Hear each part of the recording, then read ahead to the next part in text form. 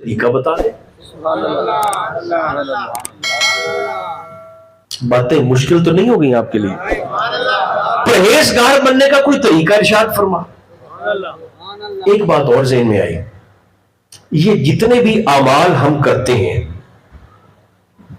نماز ہے، روزہ ہے، حج ہے، زکوٰۃ ہے، جتنے اعمال ہم کرتے ہیں یہ سارے کے سارے تقویٰ کی پریکٹس ہیں.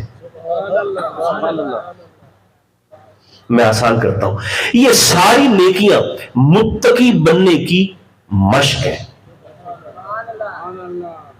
مثال دو،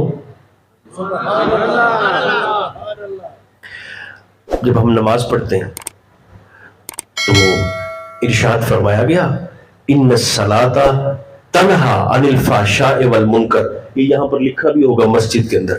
فرمایا بے شک نماز تو بے حیائی سے بھی روکتی ہے، برائی سے بھی، بولنے جو بول سکتے ہیں، بے حیائی سے بھی روکتی ہے اور بولیے برائی سے بھی روکتی ہے. نماز کیا ہے؟ متقی بننے کی پریکٹس. مگر جس شخص نے ابھی اسی مسجد میں نماز عشاء پڑھی، باجماعت پڑھی، تکبیر اولیٰ کے ساتھ پڑھی، کیا وہ تقویٰ کی پریکٹس کرنے کے بعد 17 رکعتیں پڑھنے کے بعد مسجد سے باہر نکل کر سینے پہ ہاتھ مار کے یہ دعویٰ کر سکتا ہے کہ میں متقی ہو گیا ہوں؟ بولیے، نہیں کر سکتا. پریکٹس کی ہے مگر دعویٰ. آگے چلیے. ایک شخص نے اس گرمی میں 17 گھنٹے کا روزہ رکھا، صبح سے لے کر شام تک بھوکا پیاسا رہا، اللہ کے حکم پر حلال چیزوں سے بچتا رہا. حلال چیزوں سے، حرام تو ہے ہی ہے، حلال سے بچتا رہا. روزے کا تو مقصد ہی یہ ہے لعلکم تتقون، تاکہ تم متقی بن جاؤ، پرہیزگار بن جاؤ. اب ایمانداری سے بتائیے، جو مسجد میں باوضو تشریف فرمائے، ایک بندے نے 30 دن، ایک مہینہ رمضان کے روزے رکھے، جیسے ہی شوال کا چاند نظر آیا، ادھر دیکھیے گا، کوئی روزہ دار سینہ چوڑا کر کے یہ کہہ سکتا ہے 30 دن میں نے تقویٰ کی پریکٹس کی ہے، متقی بننے کی مشق کی ہے، 30 دن روزے رکھیں گے؟ کوئی شخص ہے جو کہہ سکتا ہے کہ ہاں اب میں 1 مہینہ روزہ رکھنے کے بعد متقی بن گیا ہوں؟ کہہ سکتا ہے؟ نہیں کہہ سکتا. ایک شخص نے لاکھوں روپے زکوٰۃ میں دے دیے، زکوٰۃ کا دمانہ ہی پاک کرنے والی ہے، وہ لاکھوں روپے زکوٰۃ میں دینے والا، خیرات کرنے والا، کیا دعویٰ کر سکتا ہے کہ میں متقی بن گیا ہوں؟ ابھی کتنے لوگ یہاں سے حج کرنے کے لیے گئے ہوئے ہیں؟ کتنے ہی لوگ. اور سرکار فرماتے ہیں جس کا حج مقبول ہو جائے، قبول ہو جائے، حضور کی حدیث مبارکہ ہے، محبوب فرماتے ہیں اللہ اسے گناہوں سے ایسے مبرہ کر دیتا ہے جیسے اس نے ابھی ماں کے پیٹ سے جنم لیا ہو.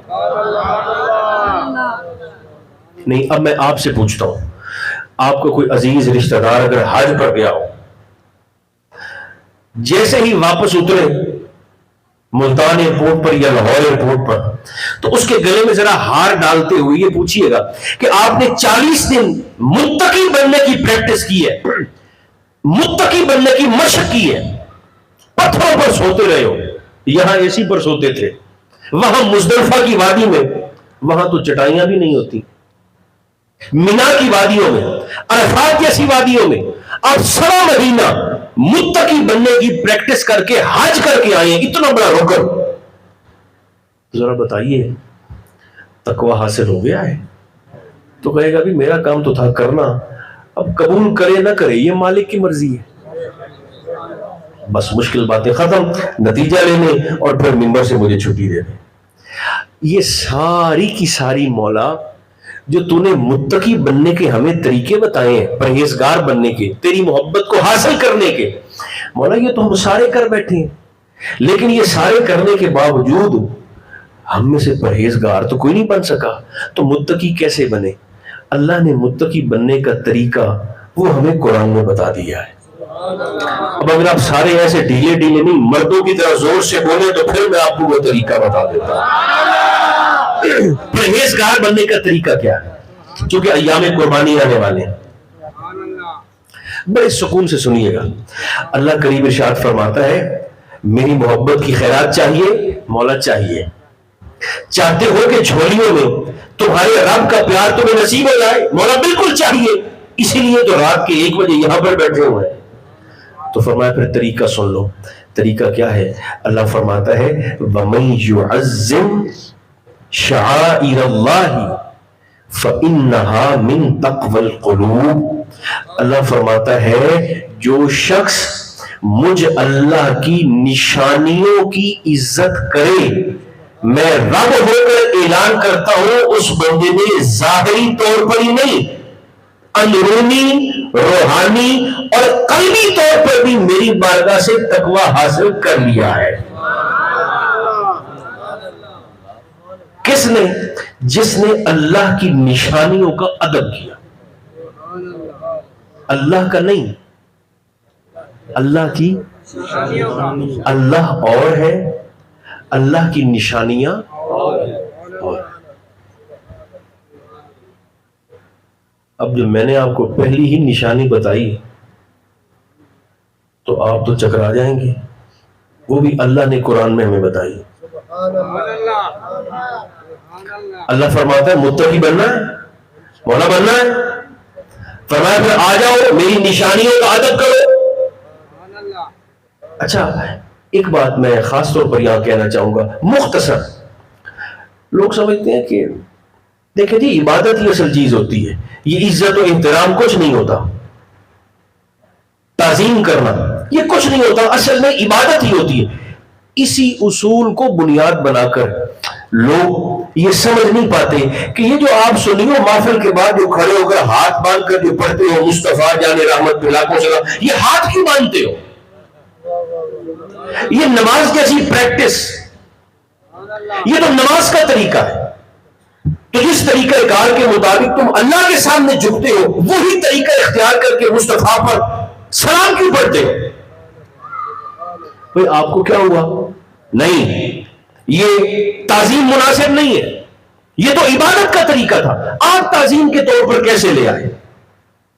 جنہیں یہ لگتا ہے کہ تعظیم نام کی کوئی شے اسلام میں نہیں ہے، احترام نام کی کوئی شے اسلام میں نہیں ہے، صرف عبادت ہی اصل شے ہے، تو میں ان کی خدمت میں بڑے آرام سے عرض کروں گا کہ اگر تعظیم نام کی کوئی شے دین میں نہیں ہے اور عبادت ہی سب کچھ ہے تو پھر میرا سوال آپ سے یہ ہے کہ ابلیس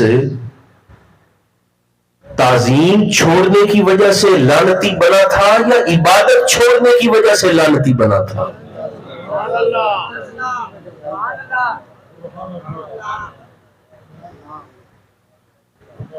تھوڑی تھوڑی کو ہوں ہاں 4 بندے کریں ذرا. نہیں سبحان اللہ نہیں، جو میں نے پوچھا ذرا اس کا جواب دے دیں. ابلیس عبادت کا منکر تھا یا احترام کا منکر تھا؟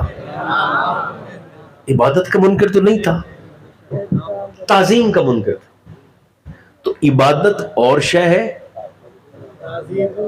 تعظیم اور شے ہے. اللہ فرماتا ہے پرہیزگار بننا ہے جی مولا بننا ہے. طریقہ فرمایا طریقہ بتا دیا ہے میری نشانیوں کا ادب کرو. اچھا مولا اگر اتنی